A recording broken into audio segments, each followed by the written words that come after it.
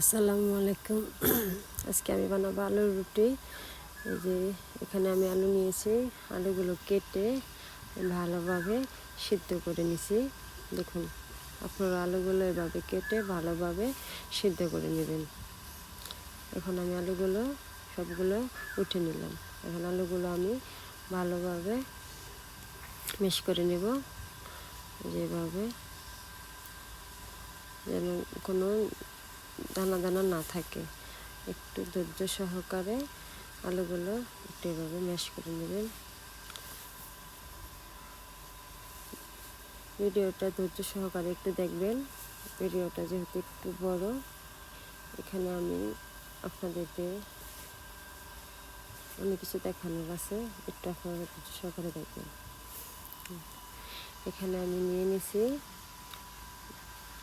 3 cup পরিমাণ আটা। আপনারা চাইলে ময়দা দিয়ে বানাতে পারেন। আমি এখানে আটা নিলাম।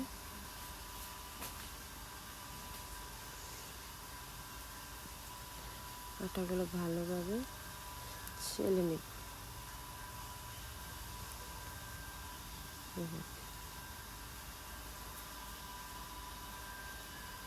এর ভিতরে দিয়ে দেবো আমি 1 টেবিল চামচ বেকিং পাউডার।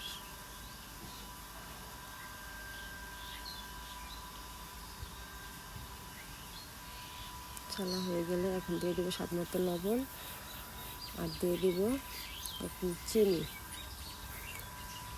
1 কাপ পরিমাণ চিনি দিয়ে দেবো এখানে।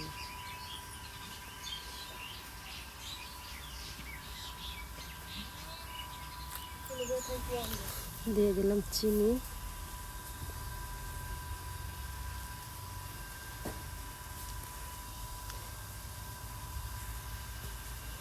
এখানে চিনি দিয়ে দিলাম। চিনি দেওয়ার পরে এখানে দিয়ে দিলাম আমি এখানে আগে থেকেই গুঁড়া দুধটা গলিয়ে রেখেছি। এখানে আমি 2 কাপ পরিমাণ গুঁড়া দুধ দিয়েছি। আপনারা চাইলে একটু বেশি দিতে পারেন, লিকুইড দিতে পারেন। এখন আমি একটা ডো বানাবো। এই যে আলু সিদ্ধ এখন আমি দিয়ে দেবো, সেই আলু সিদ্ধ আগে থেকে করে রেখেছি। সেই আলু দিয়ে এখন আমি ভালোভাবে মেখে নেব।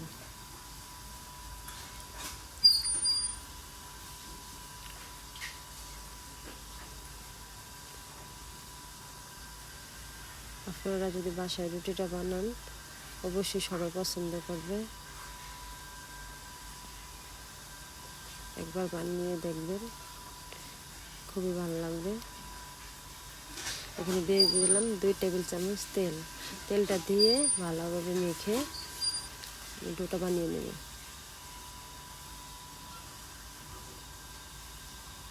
তেলটা দেওয়ার পরে ডোটা একটু নরম হয়ে যাবে, এমনকি সফট হয়ে যাবে। এই যে ডোটা আমার পুরোপুরি কমপ্লিট। এখন আমি এটাকে রেস্টে রেখে দেবো।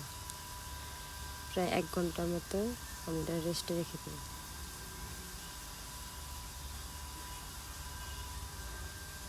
এখন আমি ঢেকে এটা রেখে দেবো 1 ঘন্টার জন্য। রেখে দিলাম 1 ঘন্টার জন্য। ফিরে আসলাম 1 ঘন্টা পরে। দেখুন ডোটা একদম ফুলে উঠছে, একটু নরম হয়ে গেছে। এখন এটার ভিতরে যে বাতাসটা আছে, বাতাসটা আমি বের করে দেবো। আর এই আটা দিয়ে রেখে দেবো। অনেকটা নরম হয়ে যায় এভাবে রেখে দিলে। এখানে আটা লাগবে অনেকটা। আমি একবার অ্যাড করব না, আমি ধাপে ধাপে আটাগুলো অ্যাড করব। এরকম নরম হয়েছে।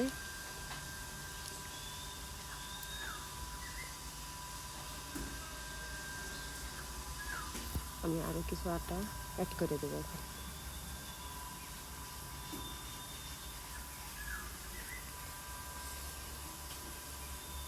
অনেক নরম হয়। এখন আমি যে পরিমাণে রুটিটা বানাবো, মানে যে রুটিটা একটু মোটা মোটা হবে, এর জন্য আমি একটু বড় বড় করে শেপ নিয়ে নিলাম। এটা আমি ভাগ করে নিলাম 6টা ভাগে। এখন আমি রুটিগুলো বানিয়ে নেব। এখানে আমি রুটি বেলার একটা পিড়া নিয়ে নিলাম, দিয়ে দিলাম কিছু পরিমাণে আটা। এখন আমি রুটিটা বানিয়ে নেব।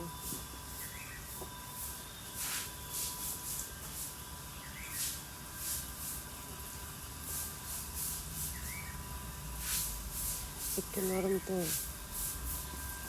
হাতে লেগে যায়, এটা আটাটা বাড়িয়ে দিতে হবে।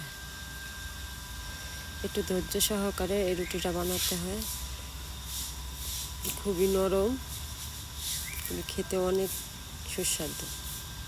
যে কেউ পছন্দ করবে এই রুটিটা।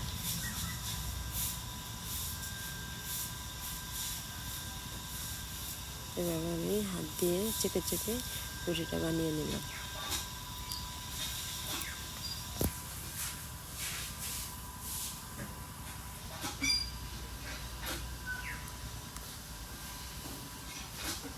একটু ধৈর্য সহকারে বানাতে হবে, নাহলে রুটিটা নষ্ট হয়ে যাবে। এখন আমি চুলায় একটা তাওয়া বসিয়ে দিলাম, তাওয়াটা গরম হয়ে আসছে। এখন আমি রুটিটা দিয়ে দিলাম রুটিটা। এখন একটু সেঁকে নেব।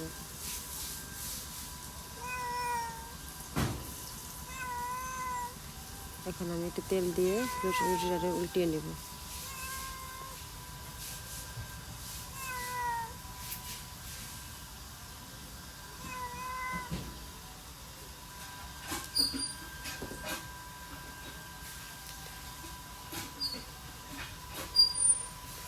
রুটিটা ভাজা প্রায় শেষ। একটু ঘুরিয়ে ফিরিয়ে ভালোভাবে উল্টিয়ে পাল্টিয়ে ভাজিয়ে নিতে হবে।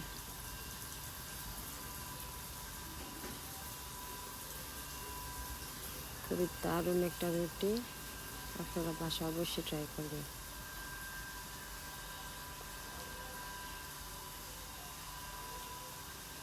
এখানে আমি রুটিটা নামিয়ে নেব। এইভাবে আমি সবগুলো রুটি ভেজে নেব।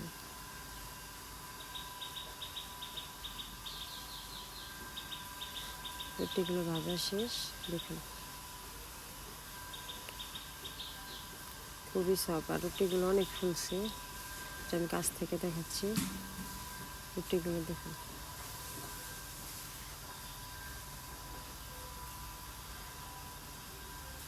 খুবই মজাদার এই রুটিগুলো।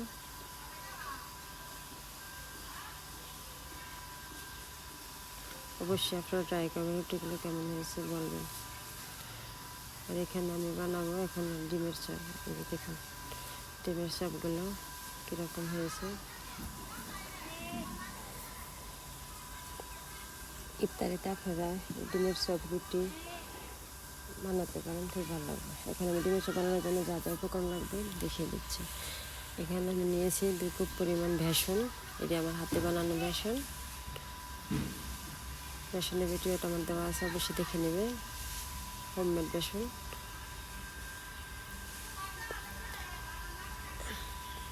অস্বাস্থ্যকর দোকানের বেসনের চাইতে নিজেরা বানিয়ে নিলে অনেকটা উপকার, বাচ্চারা যেহেতু খায়। এখানে আমি নিয়ে নিয়েছি ময়দা, 1/2 কাপ পরিমাণ আমি ময়দা দিয়ে দিলাম।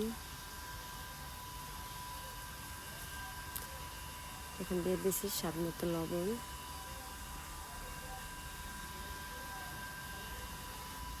এখন দিয়ে দিয়েছি গরম মশলার গুঁড়ো।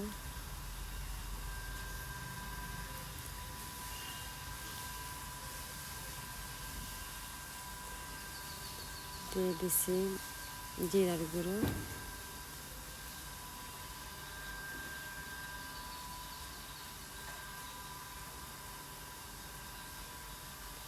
দিয়ে দিয়েছি হলুদের গুঁড়ো।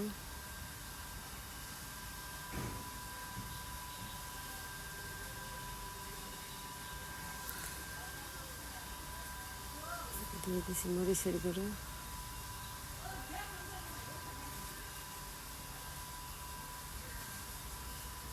দিয়ে দিয়েছি ধনিয়ার গুঁড়ো।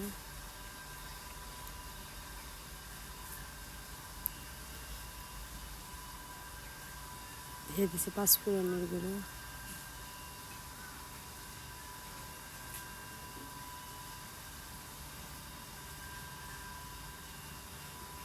দিয়ে দিয়েছি বেকিং পাউডার।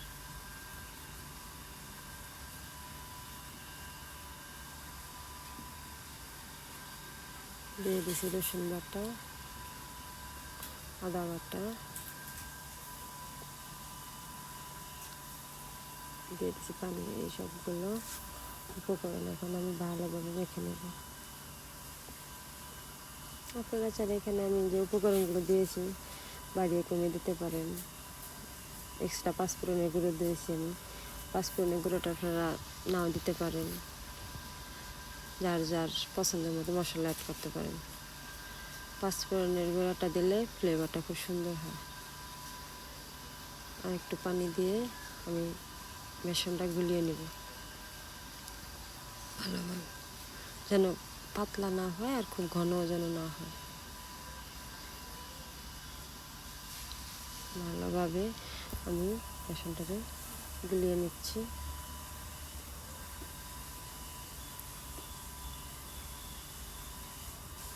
এই যে দেখুন, এরকম হবে বেসনটা, না পাতলা না ঘন, মিডিয়াম। আমি একটু বারবার দেখাচ্ছি, একটু বুঝতে সুবিধা হয়। এখানে বেসনটা আমি রেখে দেব,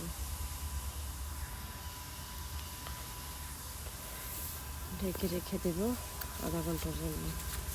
আর এখানে আমি সিদ্ধ ডিম নিয়েছি 3টা।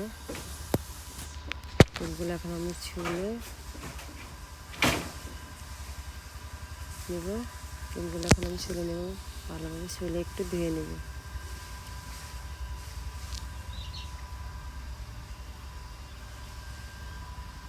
ডিমগুলো ছোলা শেষ, এখন আমি ডিমগুলো একটু ধুয়ে নেব।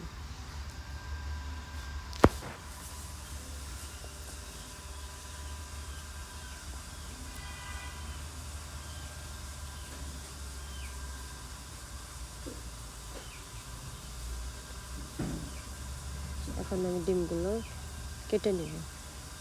একটা ডিমের আমি 4 ভাগ করব। আপনারা আপনার পছন্দের মতো ভাগ করে নিতে পারেন। আমি এভাবে কেটে নেব।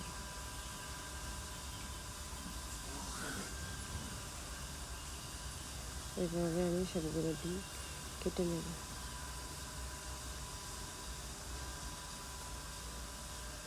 কাটার পরে যেন কুসুমগুলো বের না হয়ে যায়। কুসুমগুলো বের হয়ে গেলে আর ভালো লাগবে না। এখন আমি উঠিয়ে নেব ডিমগুলো।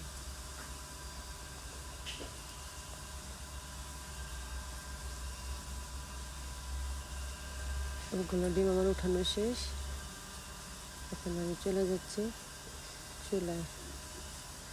সেই গুলিয়ে রাখা বেসনটা গুলিয়ে রাখার কারণে একটু ঘন হয়ে গেছে দেখুন।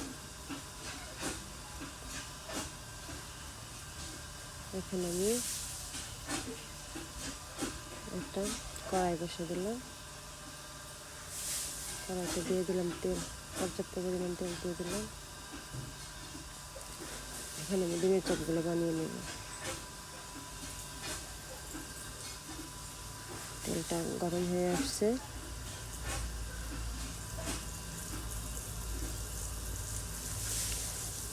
তেলটা ভালোভাবে গরম করে না হলে ভালো হয় না। পুরোপুরি গরম হওয়া লাগবে তেলটা।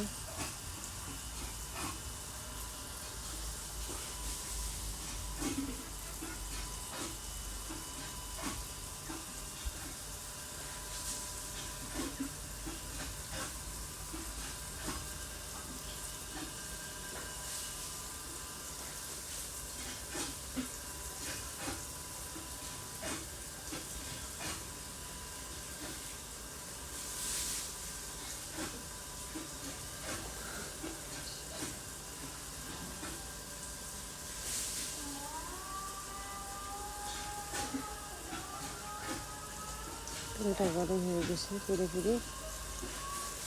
আমি পুরো ভিডিওটা দেখাতেছি আপনাকে। এখন আমি সেই ডিমগুলো দিয়ে বেসন দিয়ে ডুবিয়ে ভেজে নেব। আপনারা ধৈর্য সহকারে একটু ভিডিওটা দেখবেন, খুবই ভালো লাগবে যদি ধৈর্য সহকারে দেখেন। আর কেমন হয়েছে অবশ্যই কমেন্টে জানাবেন। আর আমার চ্যানেলটা অবশ্যই সাবস্ক্রাইব করবেন। এখানে আমি ডিমের চপগুলো বানিয়ে নেব এইভাবে, উল্টে দিচ্ছি। অনেকভাবে ডিমের চপ বানায়, আমার কাছে মনে হয় এভাবে ডিমের চপ বানালে যে কেউ পছন্দ করবে। আমার বাচ্চারা ডিমের চপটা খুব পছন্দ করে। আপনারা যদি অবশ্যই বাসায় বানান, আপনাদের বাচ্চারা পছন্দ করবে ডিমের চপটা। খুবই সহজ একটা রেসিপি।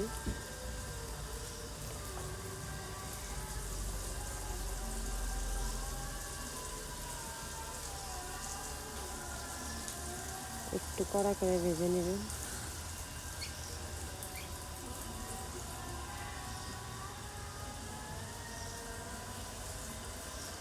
এখন আমি চপগুলো উঠিয়ে নেব।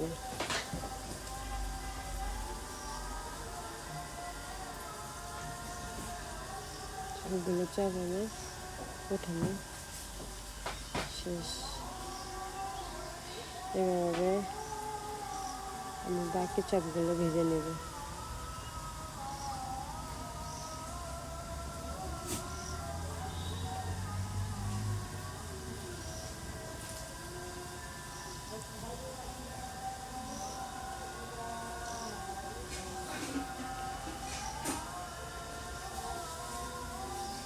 আমি বোঝার সুবিধাতে, দেখার সুবিধার্থে আমি ভিডিওটা একটু বড় করেছি, আপনারা প্লিজ ধৈর্য সহকারে দেখবেন।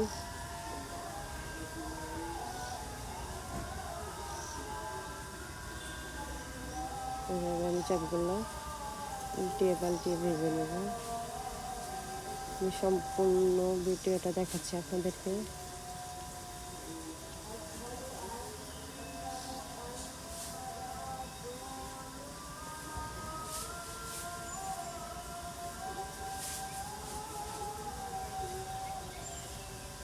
এভাবে আমি সবগুলো চপ ভেজে নেব।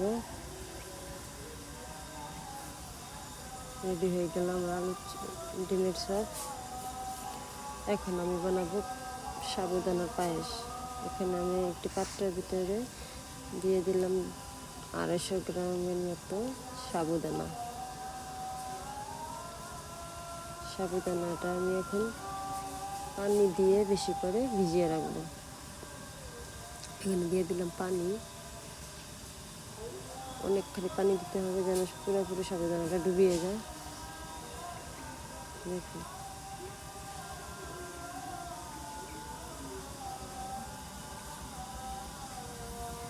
এখানে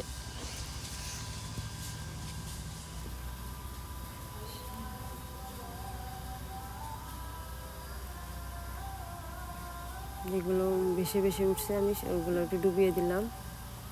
এখন ঢেকে রেখে দেব কিছুক্ষণের জন্য। এখানে আমি দুধটা রেডি করে নিচ্ছি।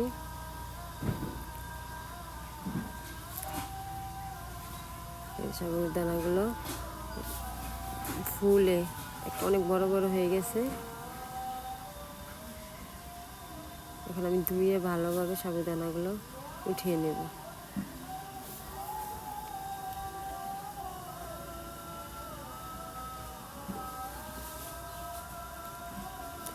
ধোয়া শেষ। এখন আমি একটি হাঁড়িতে সাবুদানাগুলো উঠিয়ে নেব।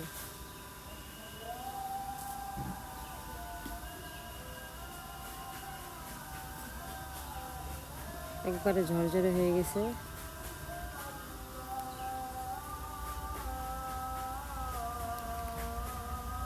সাবুদানা পায়েস রান্না একদম সহজ। সাবুদানার পায়েস বাচ্চাদের জন্য অনেক ভালো যদি খেতে পারে।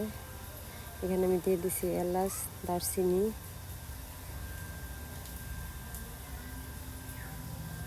দিয়ে দিছি স্বাদ মতো লবণ,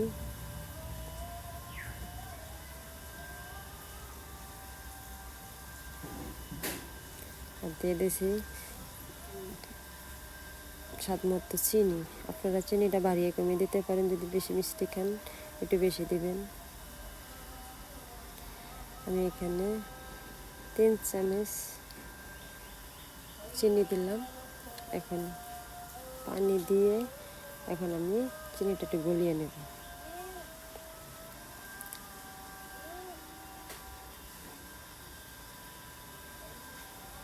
রেখে দেবো।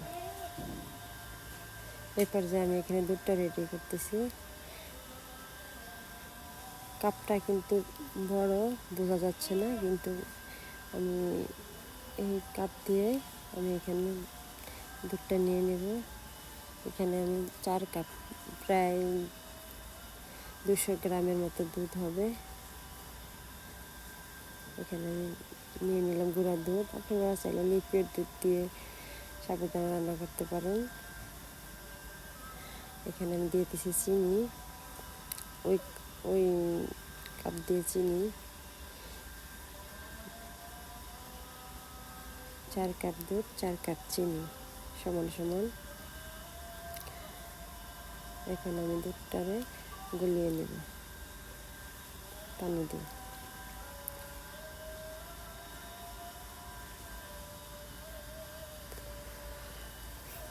ভালোভাবে গুলিয়ে নিচ্ছি যেন কোনো দানা না থাকে। দেখুন এভাবে গুলিয়ে নিচ্ছি, অনেকটা ঘন, লিকুইড দুধের চাইতে কোনো অংশ কম না।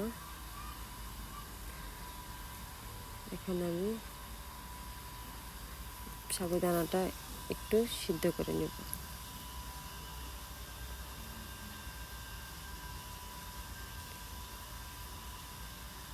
প্রায় সাবুদানাটা সিদ্ধ হয়ে গেছে। আরেকবার দেখুন,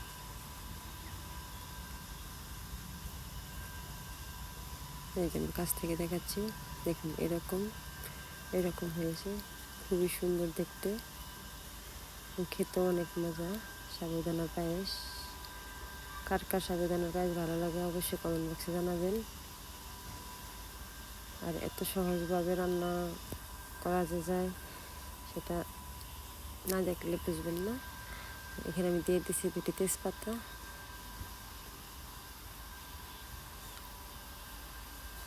এখানে একটু তেজপাতাটার জন্য একটু গন্ধ বের হয়, এর জন্য একটু ভালোভাবে করলাম, সিদ্ধ করে নিলাম। আর এই সেই গুলিয়ে রাখা দুধ দিয়ে দিলাম।